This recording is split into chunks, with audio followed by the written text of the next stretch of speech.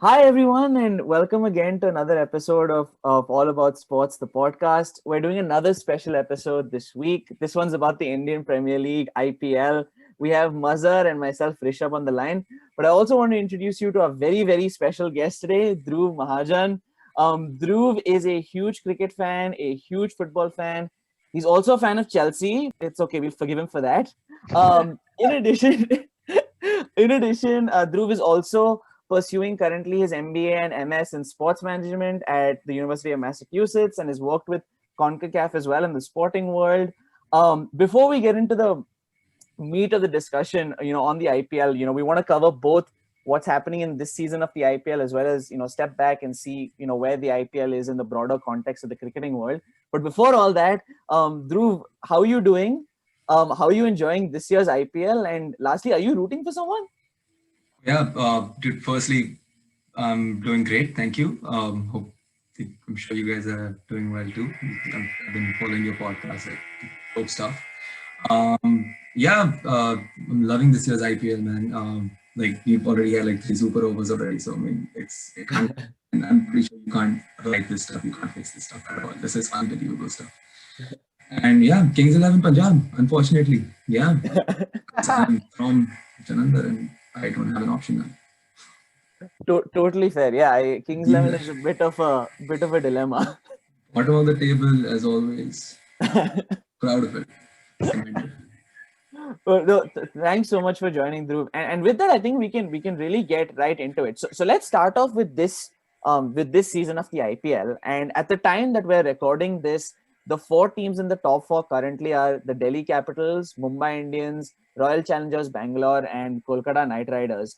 But Dhruv, from what you're seeing, it's about the halfway point. Most teams have played about 8 or 9 games, so little past the halfway point.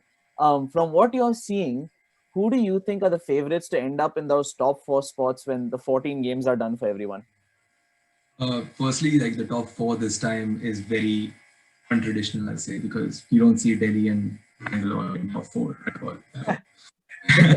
Yeah, like it would be funny if you had like Kings 11 up there too. I mean, that'd be like, that'll prove it's 2020 and we're like nailing it in terms of being unorthodox. But I think Delhi and Mumbai, they easily take the top two spots, I'd say. And I am still very hopeful because in terms of like, I think Hyderabad could make their way because they have these two players who've even last year they took it upon themselves and carried the whole team, and I think they'll do it this year. Warner and Bairstow are unbelievable when they play together. So I think they'll displace KKR up there. I have a feeling. Bangalore, I think Kohli finally will take him to top four. Yeah, the three are cemented. I think one more will add. Hard ask.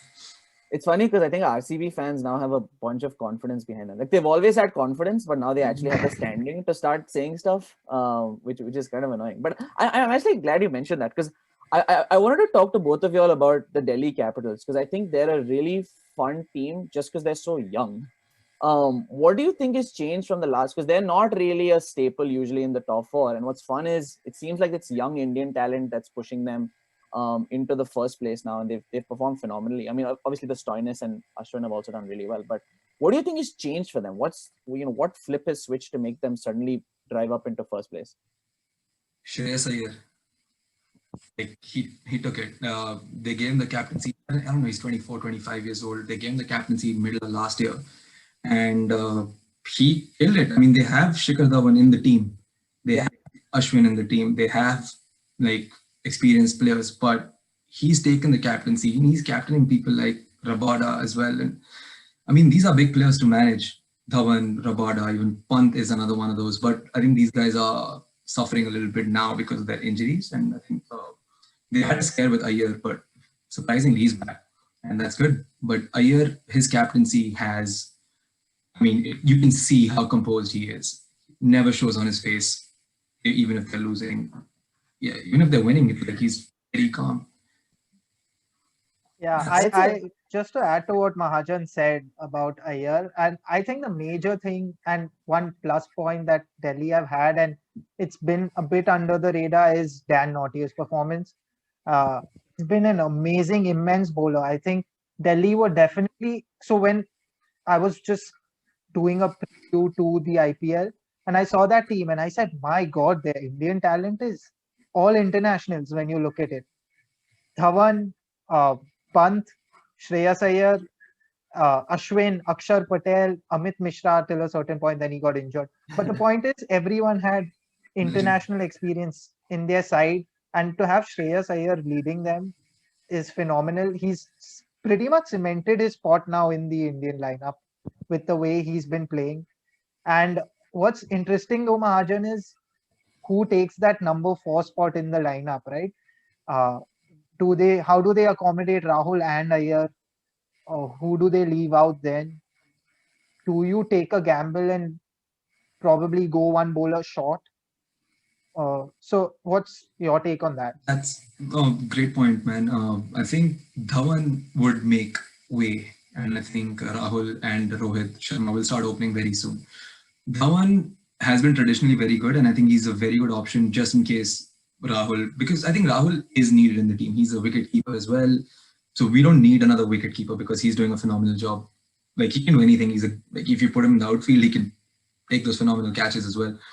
Great player to have, and so Iyer and Rahul both play. I think Pant might need to work a little bit harder to get in there. In tests, I'd say yeah, Pant will take it. Maybe like I don't know how Rahul can keep in test matches. Let's see how that works out in Australia this year. Looking forward to that.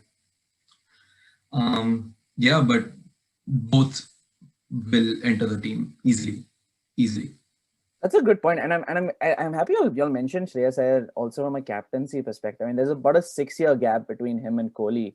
Do you think he's being groomed potentially to be to be the next captain of India? It's a good time lapse, I'd say, between the two.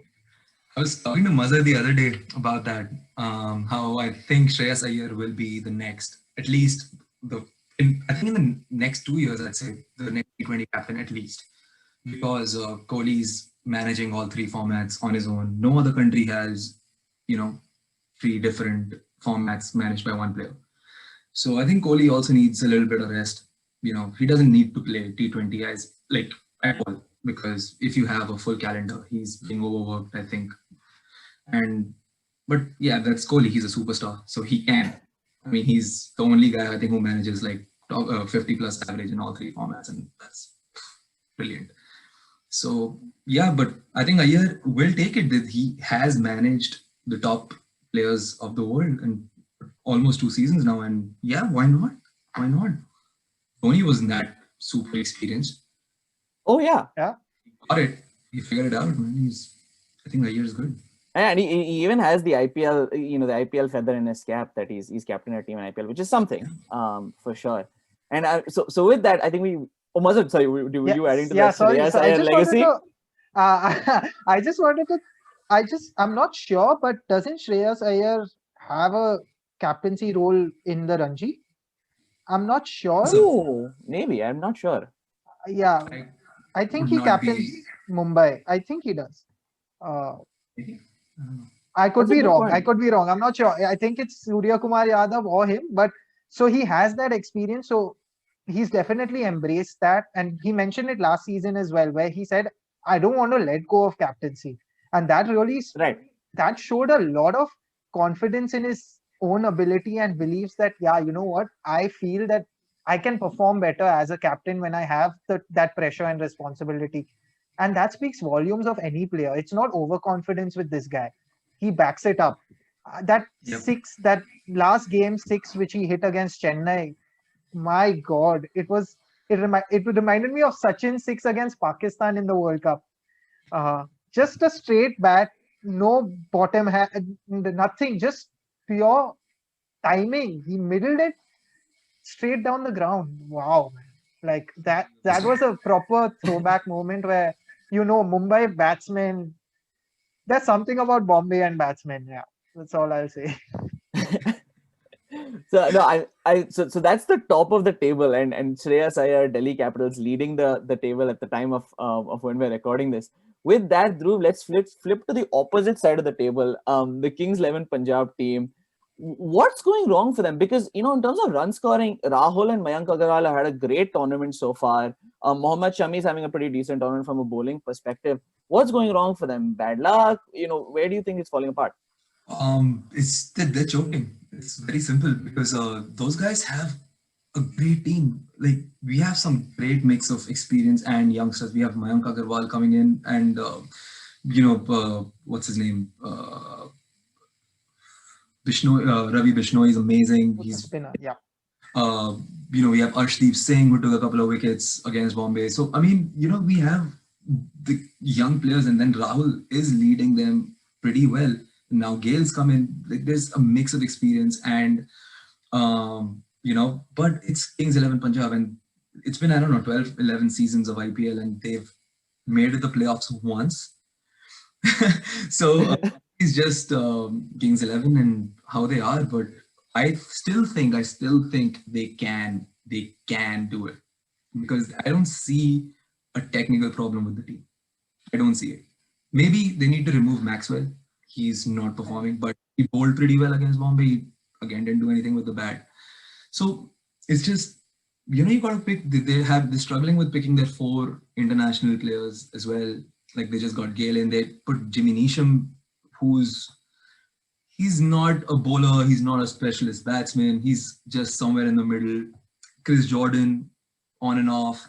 Sorry, Majan. I just call Chris Jordan the international Dinda. I've never liked him. I think he's very inconsistent with his bowling. He only performs for England at times, but otherwise he's always failed domestically. So, yeah. I love that. Sorry, Dinda. you can go Dinda on. is the reference point for another player. I've never heard Love Dinda how you being used as a compare reference point. Dinda without the celebration, you say. Sorry, Majan, you can go on. No, absolutely. Like, Chris Jordan, he's again like specialist. Like, if you remember that guy, James Faulkner. Yeah. Again, very similar. Jimmy Neesham again is also okay. Jimmy Neesham better with the bat. I can't compare him, but that's how these guys are. And T20 in general is a very punishing format for bowlers. So if you want to be a bowler who only plays T20, you cannot look at how many wickets you're taking, how many balls you're getting thrashed off, because every match has very different conditions. So it's, I don't know. I'm anyway never a big fan of averages in general. Mahajan, what's wrong with Mujib? Did he not travel, or where is No, he's there. He's around. But quite surprising, right? he did one. Especially in these conditions. We are doing pretty well with the spin bowling unit of the team. Ravi Bishnoi and Murugan Ashwin are not bad. I'd say, like, young players coming in, and like international spot is always a problem, because I think Maxwell is holding that spot, who could be relieved, but would you relieve that for Mujib? That's, not a comparison at all. So, these are tough things, but they have come close in almost every game. Almost every game. They took one to super over, which should not have gone. They lost a couple of games. One, Maxwell hit a 4, which almost could have been a 6. It's a game of centimeters now, dude. Like, so if they keep playing the way they are, why not? Like, I think they can still make it, because I don't think they're inferior to any other team. They're not like Chennai right now, or like Chennai is done. I think they have to revamp. Their generation's over. They're not like that. That's actually perfect timing, because our next question was about Chennai. Okay. Because Mazhar and I are both CSK fans, and maybe mini Dhoni devotees. And it should be mentioned, CSK has reached the semi-finals every year that they've been in the tournament, and Dhoni has reached it every year except one year with Pune. He didn't reach the semis. So it sounds like Dhruv, from what you're saying, age is one of the issues. What do both of y'all think is other things that are just going wrong for CSK, and why you think they're not going to be able to recover and make it out of the bottom 4 spots in time to make the semis? So I thought about it. I thought that Chennai will still make it this year. The way they started as well, especially that first game. Again, Mumbai didn't do well, so I think Chennai made the most of that and ended up winning it. But yeah, apart from age, like Mahajan said, they need a revamp, simply because, firstly, none of them play cricket. outside of the IPL. Look at Watson. Dhoni is, as much as I hate to say it, he's finished. There's nothing left. Sorry, that's harsh. That's a harsh way to put it, but he didn't play in not 7 months. In fact, more than that, because 7 months none of these guys played. So he was out for so long. So it's obviously going to take him time. It's not that he's going to come back. Everyone needs time. Match practice is very different from practice. So all of those factors, and I just think that they've gotten it wrong from a balanced team perspective. They have too many batsmen and they're not able to utilize all of them. That's also because I think they go too slow in the first 6 overs. They try to hit, but then they fail. And that comes back to Watson not playing any cricket. He has performed, but by no means in comparison to any of the other teams. You look at all the other teams and their openers. You look at Hyderabad, you have Bairstow, Warner. You look at Punjab, you have Mayank and Rahul. You look at Mumbai, you have Rohit, de Kock. So it's very important to have two guys at the top who deliver. Faf has done an incredible job, but again, Faf plays cricket. So that's why he's able to match up and produce such results.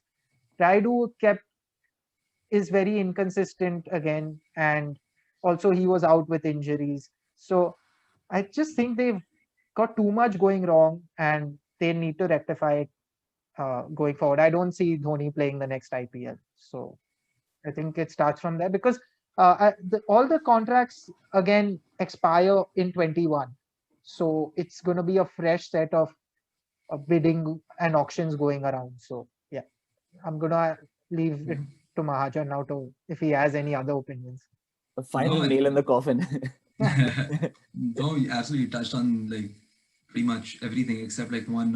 The over-reliance on Sam Curran in that team is unbelievable. Like he is at best a number 7 batter, and he does that for England or for any other team he plays for. But he started opening now, and he did well in the first game. Got out on the duck in the second game. I mean, you can try all this. Like it worked with Sunil Narayan when KKR tried it. So why not? But I mean, he is being used, and if the game he does not do, he does not perform, and like, CSK collapses. I mean, talk about Imran Tahir, who's not played, and he's what 40, 41 maybe. Yeah, 41 on the roster. And I think the management from CSK said that they haven't even thought about letting these players go to other teams with like the transfers or whatever happening. So I don't know, like they have, and I remember, I think even Fleming was joking the other day about having young players in the team. I think the commentator asked him like, so what do you have to say about the youngsters in your team? He started laughing. He's like, youngsters in our team? No, doesn't happen. And I mean, that pretty much summed it up. He summed it up like, that's the problem. And they have the players. These players have been historically amazing. It's just like I pity the person who's watching IPL 2020 who's watching his first experience watching IPL. He sees Dhoni bat like that and he sees Watson play like that, and it's gonna be like, what's the hype about? Yeah, I think the time just comes for everyone, and they're definitely cricketing greats, but it like you all both said, it's just hard to come back from not playing cricket for a while and perform at the same level. Unless you're ABD. So that's fair. That's fair. I mean, I don't know how he does it. De Villiers is just exceptional, and awesome to see him back to where he pretty much was before he left South African cricket. But so I know the knockouts are a bit of a crapshoot, but final picks, who do you all think is going to take the IPL this year? It's a bit of a crapshoot, I know, once it gets into knockouts, but any guesses?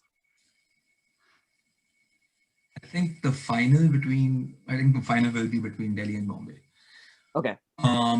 Considering there are no more serious injuries on either side, which can really hamper the team. But yeah, I think these two play the final, and then I think Mumbai wins it because they always do. Yeah. I don't know. The fact is, Mahajan, they win every alternate year, so they like to skip a year. So maybe this year they'll skip it as well. This is 2020, dude. things are going. No, if this is wild. 2020, RCB is winning it. If this is 2020, Oh, yeah. RCB is winning it. Yeah, maybe. Maybe. I won't be shocked. Like, yep, that makes sense. Dude, like, I play IPL fantasy, dude. I'm coming first, and that does not happen. What?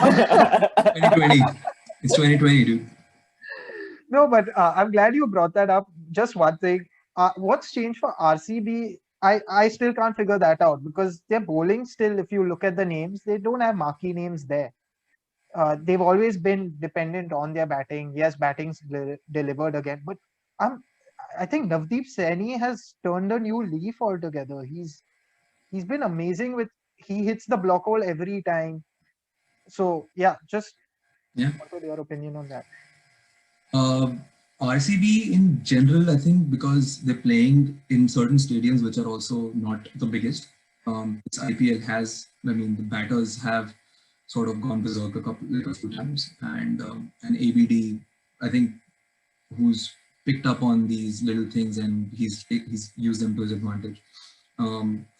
So I would say like they have the guy Patikal, who's been a very good opener for these guys. Finch on and off, like not too much. Washington Sundar, who also kills it for those guys. So like Navdeep Saini played last year as well, and Washington. These guys have grown, I think, and they're at that age. Like every year, they have like they're at that upward curve in their career right now, and I think their performance is like they're really coming into their own right now. And yeah, Navdeep Saini is not one of those one of those Indian fast bowlers who exist out of so many, like Siddharth Kaur, Shardul Thakur, Runat Kat, there's so many of them. So he's started to stand out. He's very fast, which is rare for Indian bowlers. And so they are building on that. They still have like a couple of players they haven't used, like Moeen Ali. I think I am a fan of that guy, but he has not. I think he's played a couple of games, not much. Kohli is trying to, play it safe. He's not gone berserk. He tried to, got out cheaply. So I think they are finally playing as a team instead of like batting and a bowling unit. That's a good point. Yeah, I feel like at least their batting has always been stacked, and maybe it's been a thing of one player hits if one player has a good innings and just no one else supports them. And I think this year they just a second person has come in to support in every innings, and it's somewhat working. Yeah. But Mas, do you have any predictions for the finals? Who do you think is going to win? So I've got to agree with Mahajan. I think Mumbai, Delhi strong favorites. Yep. But I do see RCB having that chance. Now, let's not forget the playoff format. So yeah, that's where I think if Mumbai loses that match, then I see no other team standing a chance because they will qualify in that eliminator then. The second game, in the second game. So if Mumbai wins, then I would still give an outside chance to an RCB or whoever finishes fourth, maybe SRH or KKR. It's looking like a coin toss between both of them, just purely from how strong Hyderabad is on paper. So but to win it, I would say RCB. I'm going with this, like Mahajan said, 2020. So I'm going with RCB. Nice. Because 2020. It's 2020, dude. Good. Like, I mean, if I get any odds on Kings 11, I think I might just put my money on them just because I'm feeling like 2020. As long as they win, as long as they win their next 4 games, then yeah, of course you can. That's all they need to do. That's win those games, win the playoff, win the final, and that's it. That's it. Something they failed to do in 12 years. Yeah. Then once. I think wasn't Yuvraj the captain the last time they made it? Was he? I think it was like one of the initial seasons when Yuvraj. First season. Yeah. I think it was like when players used to be like where they're from. Like Dravid was Bangalore's captain, except for Chennai. Chennai's like, please get Dhoni in. Calm guy, just get him. Kohli went to Bangalore too. Kohli went. That's true. Kohli was RCB. But you're right. Sehwag in Delhi and Mumbai had Sachin. Mumbai Ganguly was KKR. Sachin. Oh yeah. I think Kohli was there because Vijay Mallya was there. It was like it was left Bangalore and more just Vijay Mallya. So who's most Vijay Mallya-ish like character, big personality? They got Hey, that's where beer is. Let's go there. yeah. um, but no, I really like what y'all said of everything about the 2020 season and what's been happening this year so far. What y'all think is coming for the rest of the season. But stepping back and looking at the IPL more broadly, I was kind of thinking about this recently, and we talk about this.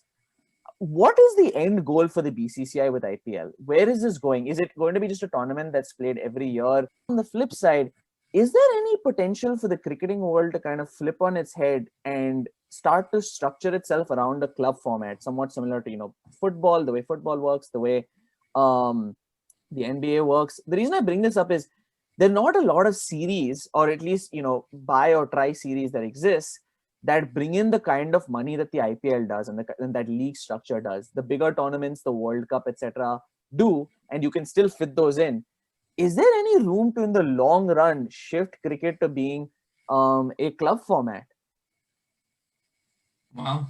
Yeah, that's like a good point, dude. I mean, you still have a club format. It's just, I mean, we all know nobody watches. And Right. I think they have like those massive TV deals that people will want to watch. And also, problem is which format are we talking about? Are we going to talk about test Right. cricket? So that's going to take days of a person like watching 20 games in a season for their team. It's going to be impossible. I mean, like a 5-game test series is too much. Imagine. Plus, I think you can do a baseball-esque thing, but we see baseball not working. These players play like over 150 games a season, and that's one of the reasons. Like, if a person says like misses 30 games out of 150, he's like, yeah, I mean, I can watch 120. But in cricket, like, we're trying to get people to watch each and every game. So baseball is like slowly dying in popularity, and they're trying to figure out. I think they might just move this side rather than flip cricket flipping over. The others might flip over to this side because they are playing 150 games. So yeah, I don't think. I mean, for T20, you can think about it. You can do like a season-long thing, but then I don't think it goes good for a couple of years. I think then people just sort of slowly die out. The only reason IPL works is like the duration of it is so like it's amazing. It's 2.5, 3 months. It's perfect. You have that little festive time in the summer. Everyone has a ball. No, I'm glad you brought that up, because I do think that's where IPL draws its power from, is this little compact period of like 2 months that you just have high flying cricket and all the excitement that the IPL brings with it. But does it lose its edge? Does it lose its intensity? Does it pack as much of a punch if you spread it out even like 5-6 months? I don't know. And that's a really good point. And second is the death of other cricket formats. Muzz, what do you think? I mean, I don't know how you feel about this one. No, I'm against the entire league format simply because I think the charm of cricket is international cricket. The fact that India goes to Australia and plays a test series and just then goes to England and plays a full NatWest series or anything of that sort. That is literally what we look forward to in cricket. Uh, the IPL, for me anyway, I'm a sucker for test match cricket. I am the old-fashioned classic guy. I still would wake up at 4:30 in the morning and watch the Australia test series, even the Ashes for that matter, even though we aren't involved in it. So for me, T20 is pure entertainment. That's why the IPL is good, because it's 2 months of entertainment. And there's a match every day. That's the best part. So you're guaranteed, especially, and I'm sure both of you can relate to it. For us sport fans, to know that okay, there is a match on every single day. So even if you have nothing to do, we'll just sit in front of the TV. And we are guaranteed entertainment, even if it's a one-sided game, because that team which won the match easily has probably gone bonkers and scoring 13, 14 runs and over. So I think if it ain't broke, don't fix it. That is pretty much how I believe it should be. Yes, I would love for revamping of Test cricket in some way. By revamping, I mean the quality of players improving to be able to make it to a fifth day in the Test match, to be able to survive those treacherous conditions of the ball turning off, the cracks on the wicket, like literally those ugly centuries which we've seen Dravid and Lakshman play through. So yeah, that's my take. Yeah, dude, like I totally feel you on the Test cricket side. I hate T20 cricket in general as like a format, but IPL. I mean, honestly speaking, like I hate the fact what it's done to cricket, but like just the fact I want to watch T20 when it's on, that just says something different. Like, you know, like I am a big Test match guy, and like, you know, not many people follow that. And I'll sit like for 5 days while watching a game in a, you know, and people say like how like they don't understand that anymore. And yeah, I mean, absolutely. One thing, what IPL based on that club system thing is that what we can talk about is letting Indian players participate in other tournaments, which does not happen. So if we do that, we automatically solve the problem of the club cricket. Like if you have Rahul and, you know, Kohli playing in the Big Bash or in like, you know, a Vitality League or something like that, or in the Caribbean League, I mean, it's going to be great for global cricket. It's, you know, everyone's going to make money, but it will dilute IPL, and that's the problem. We cannot do that. Dhruv, that's a fantastic advertisement for us. No, sorry, because our next episode is about what the BCCI is doing and in reference type. So thank you so much, Dhruv. That's perfect. But that's a really good point, and I think I'm glad you brought that up because I feel the same way about international cricket. I'm a lot more passionate, excited to watch international cricket, and I'm very excited that we have these three formats. Like you all said, I do give credit to IPL and T20 cricket because I do think it gave a short of life to cricket in general. You know, I think it was falling a little bit to just old tradition and not being willing to change. And I think T20 cricket brought in something new that was a short of life. But I don't want it to eradicate what we've had in cricket and, you know, eradicate other formats, and definitely not just make it a sport that's dominated purely by Indian cricket and cricketers. But that's a